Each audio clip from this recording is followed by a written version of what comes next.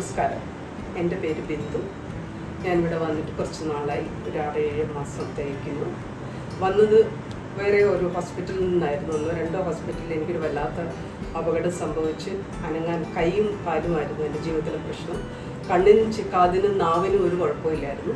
അത് പണ്ട് ജനിച്ചപ്പോഴേ ഉള്ള പ്രശ്നമാണ്. ഞാൻ ഇച്ചിരി വയടി ആയതുകൊണ്ടായിരിക്കാം.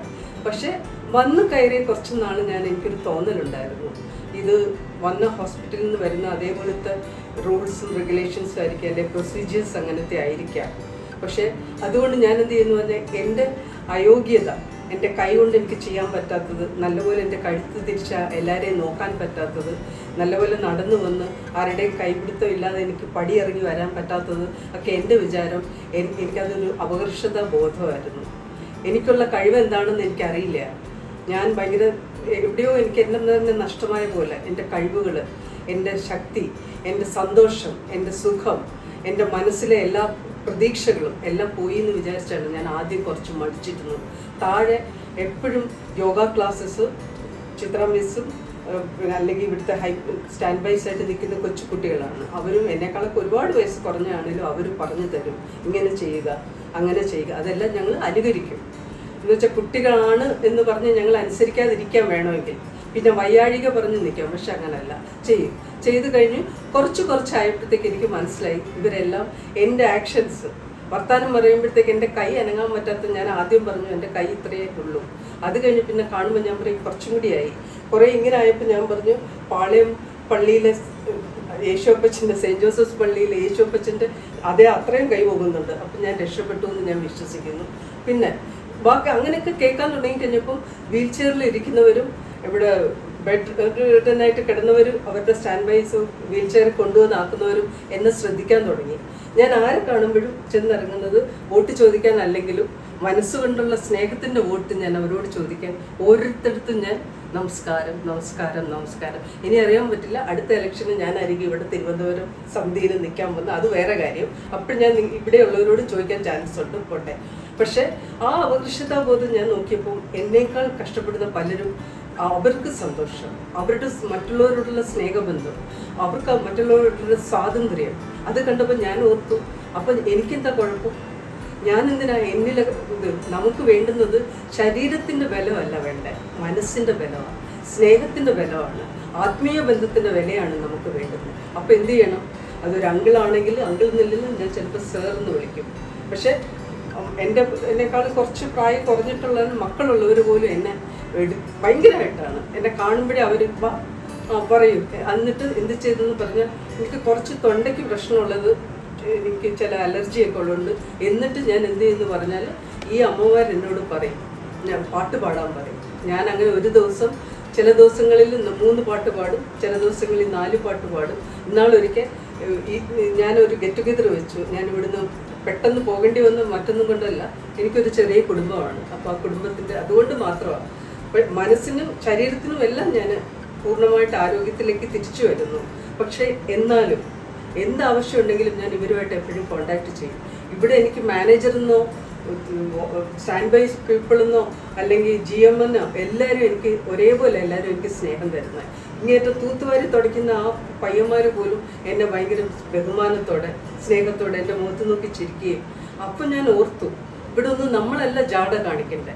നമ്മൾ വലിയ ജാതിയിൽ വലിയ പെരുമയുള്ളവരാണോ, കാശിൽ വലിയ ഉള്ളവരാണോ, ഒന്നും ചിന്തിക്കരുത്. ഇവിടെ നമ്മളെല്ലാവരും ഒരുപോലാണ്. വയ്യാത്തവർ ഒരുപക്ഷെ കൈ അനക്കാത്തവരടുത്ത് ഞാൻ പറയും, കൈ താളം അടിക്കും, പാട്ടുപാട് അല്ലെങ്കിൽ എക്സസൈസ് കാണിക്കുമ്പോൾ ഓരോന്ന് നോക്കുമ്പോഴും അവർ എക്സ്പേർട്ടായി. അപ്പം പാസിംഗ് ദ പാസിൽ കളിച്ചു. അവരെ നേരം എൻ്റെയാണ് ആദ്യം പിടിച്ചത്. എന്തിനാണെന്നറിയോ? അവർക്ക് എൻ്റെ കോമാളിത്തരം കാണാൻ ഭയങ്കര ഇഷ്ടമാണ്. അപ്പം ഞാൻ പറഞ്ഞിട്ടുണ്ട്, എന്നെ ഡീസൻ്റായിട്ടൊന്നും പ്രതീക്ഷിക്കരുത്, ഞാൻ ഇച്ചിരി ചുറ്റിത്തല ആളാണ്. അതുകൊണ്ട് ഞാൻ പറഞ്ഞു, ഒന്നും തെറ്റിദ്ധരിക്കരുത്. ജഗദീഷ് ശ്രീകുമാറിന് ഒരു യൂണിവേഴ്സിറ്റി ഉള്ള കോളേജിലാണ് ഞാൻ പഠിച്ചതും പാസ്സായതും. അപ്പോൾ ആ സ്വഭാവമാണ് എനിക്കുള്ളത്. അതുകൊണ്ട് എന്ത് പറ്റുന്നു, ആരുടെയും മുഖത്ത് ഇന്ന് വരെ ഞാൻ നോക്കി ദേഷ്യപ്പെട്ടിട്ടില്ല. ആരോട് ഞാൻ രൗദ്രമായിട്ട് സംസാരിച്ചിട്ടില്ല. എല്ലാവരുടെയും മുഖത്ത് നോക്കി സംസാരിക്കാൻ പറ്റാത്തവരുടെ പോലും ഞാൻ മുഖത്ത് നോക്കിയിട്ട്, പയ്യന്മാരെയൊക്കെ ആണെങ്കിൽ അവരും എന്നെ കാണുമ്പോൾ ഇങ്ങനെ, അയ്യോ മാഡം, അപ്പം ഞാൻ അവരെ നോക്കി ചിരിക്കും. അപ്പോഴവരും ചിരിക്കും. അതുകൊണ്ടാണ് വേർതിരിവില്ലാത്ത ബന്ധങ്ങൾ ഇവിടെ നിലനിൽക്കുന്നു. അതാണ് ഈ പ്രസ്ഥാനത്തിൻ്റെ, ഈ ഇൻസ്റ്റിറ്റ്യൂട്ടിൻ്റെ ഏറ്റവും വലിയ പ്രത്യേകത. നിങ്ങൾ ഒരുക്കുന്ന എല്ലാ കാരണങ്ങളും നിങ്ങൾക്ക് പ്രയോജനപ്പെടുന്നത് ഞങ്ങളുടെ കോംപ്ലക്സ് ഇല്ലാതാക്കുന്നവരാക്കുമ്പോഴാണ്. എല്ലാവർക്കും പല രീതിയിലുള്ള പ്രശ്നങ്ങളുണ്ടെങ്കിലും നമുക്കറിയാം, നിങ്ങളുണ്ടെങ്കിൽ ഞങ്ങളിവിടെ സുരക്ഷിതരാണ്. നിങ്ങളുടെ സ്നേഹം എന്ന് പറയുന്നത് ആഹാരത്തിൻ്റെ കാര്യത്തിലല്ല ഞങ്ങൾ അളക്കുന്നത്, കാണുമ്പോഴുള്ളത് തരുന്ന അവസരങ്ങളും പിന്നെ എന്തെങ്കിലും എപ്പോഴും വന്ന് ചോദിക്കും. എന്തിനാണ് GM വരെ മുറിക്കുള്ളിൽ വന്നിട്ട് ചോദിക്കും എങ്ങനെയുണ്ട്, എന്തെങ്കിലും അസ്വസ്ഥതയുണ്ട്. ഡോക്ടർ വന്നിട്ട് ചോദിക്കും, സ്റ്റെതസ്കോപ്പ് എടുത്തിട്ട് ലങ്സിന് പ്രോബ്ലം ഉണ്ടോ ചോദിക്കും. ഫിസിയോതെറാപ്പിസ്റ്റ് ഉണ്ട്. കൈ എത്ര തവണയാണ് ഒരു ബോൾ വെച്ചിട്ട് പുള്ളി അതേപോലെ തന്നെ ഒരു അമ്മയെ നോക്കുന്ന പോലെയാണ് നോക്കുന്നത്. ഞാൻ ആരോടും പരാതി കാണിച്ചിട്ടില്ല. എല്ലാവരോടും ഇപ്പോഴും എനിക്ക് കൂടെ നിന്നിട്ടുള്ളവരെല്ലാം എന്നെ സ്വന്തം, ഇപ്പോൾ എൻ്റെ കുട്ടി പോയവർ പോലും പറഞ്ഞ് എനിക്ക് പോയി കഴിഞ്ഞപ്പോൾ ഒരു സങ്കടം, ഇവിടെ ഉള്ളവരെല്ലാവരും എന്നോട് പറഞ്ഞ് അത് തന്നെ. അതുകൊണ്ട് ഞാൻ എല്ലാവരോടും പറയുന്നു, എന്നെ ഇപ്പോഴും മനുഷ്യ സ്ത്രീയായിട്ട് യാതൊരു അഹംഭാവം ഇല്ലാത്ത, അല്ലെങ്കിൽ ജാടയെ വെച്ച് ഇപ്പോൾ എനിക്ക് സൗന്ദര്യം ഉണ്ടെന്നൊന്നും ഇല്ലാത്തതുകൊണ്ടാണോ എന്തോ ഞാൻ ഭയങ്കര ആത്മാർത്ഥത കാണിച്ചിട്ടാണ് സൗന്ദര്യം നേടുന്നതും എല്ലാവരുടെയും സ്നേഹം നേടുന്നതും. അല്ലാതെ ഒരിക്കലും ഞാൻ ആരുടെയും വിചുപ്പ് പറഞ്ഞിട്ടില്ല, കുറവ് പറഞ്ഞിട്ടില്ല, കുറ്റം പറഞ്ഞിട്ടില്ല. എല്ലാവരും നല്ലതാണ്. അതുപോലെ തന്നെയാണ് മാനേജേഴ്സ് എന്ന് പറഞ്ഞാൽ അരുൺ വരും, ചോദിക്കും പെയിൻറ്റിങ്ങിൻ്റെ ഇതുണ്ടോ അത്, അതേപോലെതാണ് അഖിലും, അതുപോലെ തന്നെ കീർത്തി. എന്നെ കണ്ടു കഴിയുമ്പോൾ പിന്നെ അശ്വതിയുണ്ട്, എപ്പോഴും ഉണ്ട്. കണ്ടു കഴിഞ്ഞാൽ ഉടനെ ഹായ് ഞാൻ എല്ലാം എന്താണ് എന്ന് പറയും. അതുകൊണ്ട് ആർക്കെങ്കിലും ഇനി എന്നെ തെറ്റിദ്ധാരണ ഞാൻ ചെയ്തിട്ടില്ല എന്ന് എനിക്ക് 100% വിശ്വാസമുണ്ട്. ഇനിയിപ്പോൾ ഇറങ്ങിയാലും ഇവിടെ നിന്ന് ഇറങ്ങുന്നവരെ എന്നെ തിരിച്ചു വിളിക്കുവാണ്. ഇവിടെ എന്ത് പരിപാടി നടന്നാലും ഒന്ന് വരിക. ഞാൻ പറഞ്ഞു, ഒരു സംശയവും വേണ്ട, ഞാൻ വരും. എനിക്കതിൽ യാതൊരു കുറവില്ല. നിങ്ങളില്ലാത്തത്, ഇപ്പം നിങ്ങളെല്ലാം എൻ്റെ കുടുംബ ബന്ധത്തിലുള്ളവരാണ്, ജീവബന്ധത്തിലുള്ളവരാണ്, ആത്മീയ ബന്ധത്തിലുള്ളവരാണ്. അപ്പോൾ ശത്രുക്കളാണെങ്കിൽ നമ്മൾ നോക്കി വെച്ചിട്ട് കൊട്ടേഷൻ കൊടുത്തേനെ. ഇവിടെ കൊട്ടേഷൻ്റെ ആവശ്യമില്ല, സ്നേഹം കൊണ്ടുള്ള കൊട്ടേഷൻ മാത്രമാണ് എനിക്കുള്ളത്. അതുകൊണ്ട് എല്ലാവരോടും ഓരോരുത്തരോടും ഞാൻ നന്ദി പറയാം. ഒരു ഗ്ലാസ് ചായ തരുന്നവർക്ക് പോലും ഞാൻ നന്ദി പറയുന്നു. സെക്യൂരിറ്റി ആയിട്ട് നിൽക്കുന്ന പുള്ളിയോട് ഞാൻ നന്ദി പറയുന്നത്. എന്താണെന്ന് വെച്ചാൽ നമുക്ക് ആ ഒരു ഷ്യൂരിറ്റി വരും. ഒരു കൂടല്ല ഇതൊരു കുടിലല്ല, ഇതൊരു കൊട്ടാരമാണ്, സ്നേഹത്തിൻ്റെ കൊട്ടാരം, ആത്മവിശ്വാസം പകർന്നു തരുന്ന കൊട്ടാരം പോരെ. അതുകൊണ്ടാണ് ഇതിന് ലിവിങ് ഇതെന്ന് പറയുന്നത്. ഞാൻ ഇതുവരെ ഇപ്പം വായു നിറച്ച് അല്ലെങ്കിൽ മനം നിറച്ച് മറ്റുള്ളവർക്ക് കേൾക്കാൻ വേണ്ടി പറഞ്ഞത് എനിക്കിവിടെ നിന്ന് കിട്ടിയ സീസൺ 2 ഞാൻ വന്നിട്ട് 6-7 മാസമായതുകൊണ്ടുള്ള അനുഭവം, അതുകൊണ്ടുണ്ടായ നേട്ടങ്ങളെക്കുറിച്ചുമാണ് ഞാൻ ഇതുവരെ പറഞ്ഞത്. ഇനി ഞാൻ പറയാൻ പോകുന്നത്, ഇതൊരു പോസ്റ്റ് ഹോസ്പിറ്റലൈസേഷൻ ആയിട്ടുള്ള ഒരു പ്രൊഫഷനാണെന്ന് നമ്മൾ ആദ്യം വരുമ്പോൾ നമുക്ക് മനസ്സിൽ തോന്നില്ല. കാരണം അവിടെ ആണെങ്കിൽ നഴ്സുമാർ വരും, ഡോക്ടേഴ്സ് വരും, ഇഞ്ചക്ഷൻ തരും, യൂറിൻ കൾച്ചറിനെടുക്കും, ബ്ലഡ് കൾച്ചറിനെടുക്കും, അങ്ങനെയെല്ലാം വെച്ചാൽ നമ്മൾ അതുപോലെ ഒന്നുകിൽ ICCയിലായിരിക്കും, അല്ലാന്നുണ്ടെങ്കിൽ ഏതെങ്കിലും പ്രൈവറ്റ് റൂമിലായിരിക്കും. അപ്പം നമുക്ക് മറ്റുള്ളവരെ കാണാൻ പറ്റില്ല, നമ്മൾ ഒറ്റപ്പെട്ടവരാണ്. ഇവിടെ അങ്ങനെയല്ല. ഇവിടെ നമ്മൾ ഒന്നിച്ച് ചേരണം എന്ന് കൂടുന്നത് അത് സീസൺ 2 മാത്രം വിശ്വസിക്കാൻ പറ്റുന്ന ഒരു കാര്യമാണ്. എന്തെന്ന് വെച്ചാൽ എത്ര വയ്യാത്തവരായാലും ആ ഒരു ഇതിന് യോഗയ്ക്കാണെങ്കിലും പ്രാക്ടീസ് ചെയ്യാനാണെങ്കിലും തമാശ പറയാനാണെങ്കിലും ആഹാരം കഴിക്കാനാണെങ്കിലും എല്ലാവരും ഒന്നിച്ചു കൂടുന്നത് ഇങ്ങനെ ഒരു ഹോസ്പിറ്റലിൽ ഇത് സംഭവിക്കില്ല. അത് സീസൺ 2 പിന്നുള്ളത് ഇവിടെ ഉള്ളവരെന്ന് വെച്ചാൽ നമ്മളുടെ അടുത്ത് അവർ നമ്മളുടെ ഇതായിട്ടാണ് എന്താണ് ആവശ്യം എന്ന് ചോദിക്കുന്നത്. ഹോസ്പിറ്റലിൽ നേരെ തിരിച്ചാൽ നിങ്ങൾക്ക് ഈ മണിക്കൂറുള്ള 5 മണിക്കൂർ ഇടവിട്ടുള്ള ഇഞ്ചക്ഷൻ, അല്ലെങ്കിൽ 3 മണിക്കൂർ ഇടവിട്ടുള്ള ആഹാരം ഇത്, അല്ലെങ്കിൽ ആൻറ്റിബയോട്ടിക് എന്നൊക്കെ പറഞ്ഞിട്ടുള്ള പീഡനം എന്ന് വേണേൽ പറയാം. നമ്മുടെ അസുഖം മാറ്റാനാണെന്ന് ചിലത് നമുക്ക് ഓവർഡോസ് ആയി പോകും. ഇവിടെ അതൊന്നുമില്ല. ആഹാരം അതുപോലെ നമുക്ക് ഇഷ്ടപ്പെട്ട ആഹാരം കുറച്ച് കഴിച്ചിട്ട് അയ്യോ ഒച്ചിരിയും കൂടെ കൊതി തോന്നുന്നു തരുമെന്ന് പറഞ്ഞാൽ വേണ്ട, ഇത് തീർന്നെന്ന് പറയില്ല. അത്രയ്ക്ക് സ്ട്രോങ് ആയിട്ട്. അതായത് അവർ ഞങ്ങളെ കാണുന്നത് അവരുടെ സഹോദരങ്ങളായിട്ടോ അമ്മയുടെ സ്ഥാനത്തോ കുടുംബാംഗങ്ങളായിട്ടോ കാണുന്നത് ഇങ്ങനെ ഒരു സീസൺ 2 ലിവിങ് ഇതിൽ മാത്രമേ ജീവിതം കിട്ടൂ. മറ്റുള്ളതെന്നൊക്കെ പറഞ്ഞാൽ നമ്മൾ ഓക്കെ, അല്ലെങ്കിൽ നമ്മുടെ ആരെങ്കിലും കുടുംബത്തിൽ അംഗങ്ങൾ നമ്മളെ കാണാൻ വരും. ഈ ഒരു പേരിന് പ്രത്യേകിച്ചും അന്വർത്ഥമായ ഒരു പേരാണ്. ഇങ്ങനൊരു സഹായവും സഹകരണവും ബാക്കി ഞങ്ങളെപ്പോലുള്ള രോഗികൾക്കും അസുഖത്തിൽ നിന്ന് രക്ഷപ്പെട്ട് മരുന്ന് നിന്നിട്ട് വന്നതാണെങ്കിലും മാനസികമായിട്ട് നമുക്ക് തരേണ്ട നേട്ടങ്ങളാണ് ഇവിടുന്ന് കിട്ടുന്നത്. അത് മറ്റാരും അനുഭവിക്കാതെ നിങ്ങൾക്ക് മനസ്സിലാവില്ല. ഞാൻ ആരോടും ഇതുപോലെ തന്നെ തുറന്ന് സംസാരിക്കും. നിങ്ങൾക്കറിയാവുന്നവരുണ്ട്, വിഷമമുള്ളവരും വൈഷമ്യങ്ങൾ അനുഭവിക്കുന്നവരോട് മനസ്സ് തുറന്ന് പറയുക.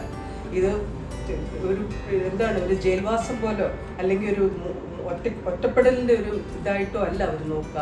അവരെപ്പോഴും നോക്കുന്നത് നമ്മൾ കൂടുതലുള്ള കുട്ടികൾ പോലും നമ്മുടെ അടുത്ത് നേരിട്ട് സംസാരിക്കുമ്പോൾ നമുക്ക് മനസ്സിലാകും നമ്മളെന്തോ തളർന്നവരല്ല, നമ്മൾ വളരുന്നവരാണ്.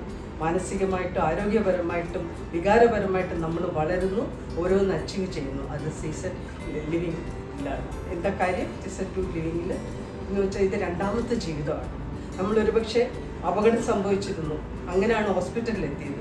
മരണത്തിന് ഒരുപക്ഷെ നമ്മൾ അന്ന് നേരിട്ടോ അല്ലെങ്കിൽ നമ്മളെ നോക്കിക്കൊണ്ട് നിന്നവരോ കണ്ടു കാണും. ഇവിടെ അങ്ങനല്ല. ഇവിടെയുള്ള സംഭവം അവിടെ അങ്ങനെയല്ല.